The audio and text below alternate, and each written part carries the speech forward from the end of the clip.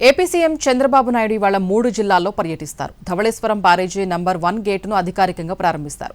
పిచ్చుకులంకలో రైతులతో ముఖాముఖి సమావేశమై వారి సమస్యలు తెలుసుకుంటారు చంద్రబాబు. మధ్యాహ్నం పోలవరం ప్రాజెక్టు పనుల్ని క్షేత్రస్థాయిలో పరిశీలిస్తారు.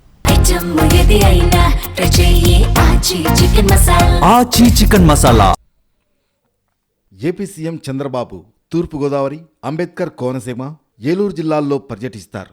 ఇవాళ ఉదయం 11 గంటలకు హెలికాప్టర్లో తూర్పుగోదావరి జిల్లా వేమగిరి హెలీప్యాడ్కు చేరుకుంటారు. అక్కడి నుంచి రోడ్డు మార్గంలో ధవళేశ్వరం వెళతారు ఆయన. ధవళేశ్వరంలో sir Arthur Cotton barrage number 1 గేటును అధికారికంగా ప్రారంభిస్తారు. ఆత్రేయపురం మండలం పిచ్చుకలంక గ్రామానికి వెళతారు చంద్రబాబు.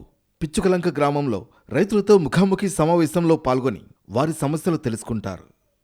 పిచ్చుకలంకలో రైతులతో సమావేశం ముగిశాక చంద్రబాబు వేమగిరి చేరుకుంటారు.